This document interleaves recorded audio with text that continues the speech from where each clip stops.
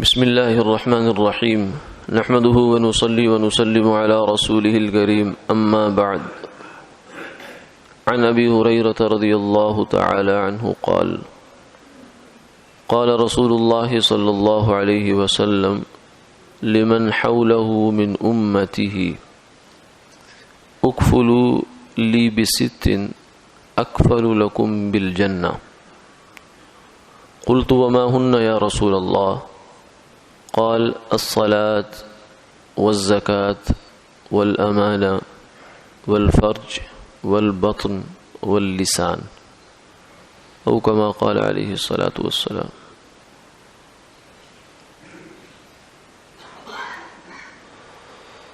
حضرت ابو ہریرہ رضی اللہ تعالی عنہ سے مروی ہے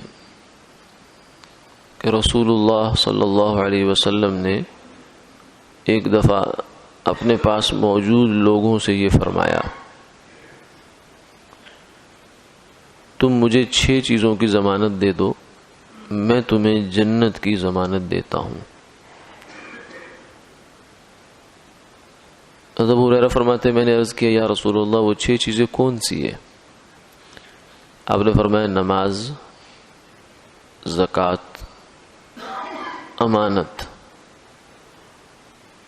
اور شرمگاہ کی حفاظت، پیٹ کی حفاظت اور زبان کی حفاظت۔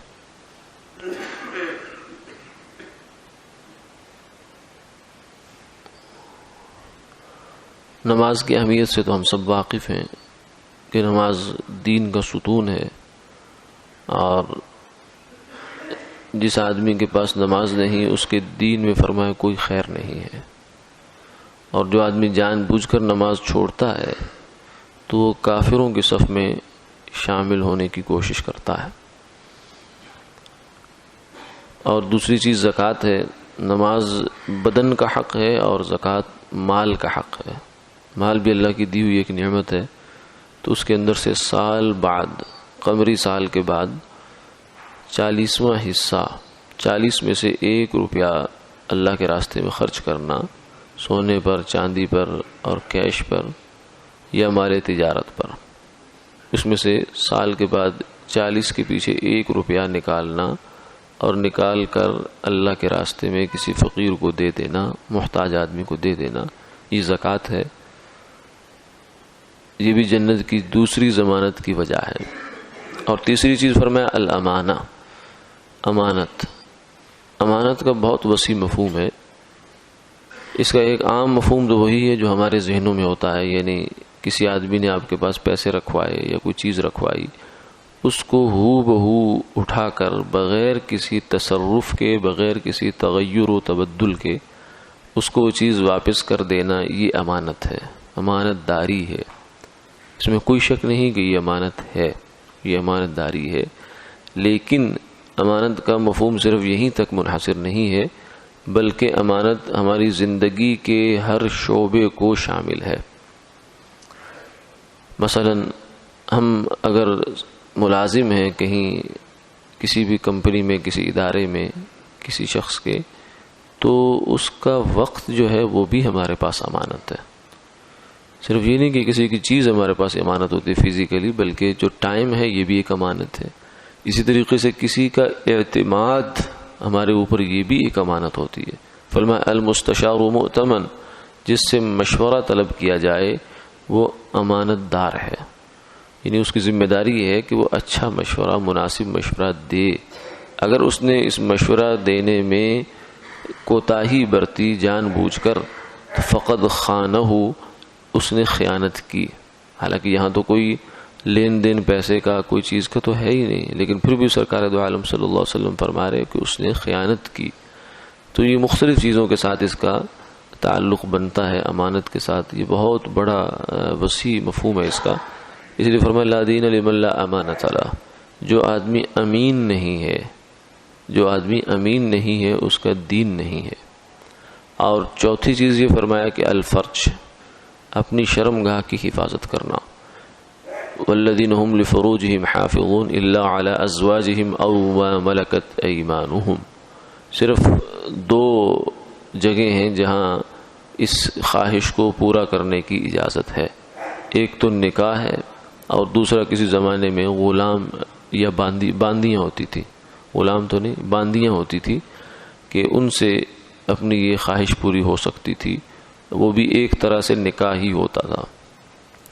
تو ان کے علاوہ باقی کسی طریقے سے بھی کسی جگہ بھی اپنی خواہش کو پورا کرنا یہ ناجائز ہے اور حرام ہے۔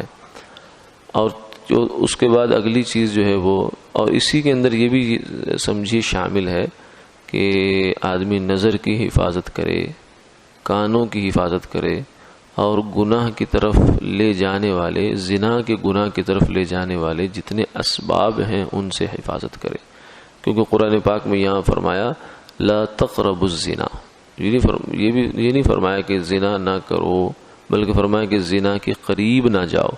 تو قریب جانے کا مطلب کیا ہے کہ اس کی طرف لے جانے والے اسباب اختیار نہ کرو، وہ راستے کے جو اس منزل تک پہنچتے ہیں ان راستوں کو ہی چھوڑ دو، ان راستوں سے ہی دور رہو، یہ ہے۔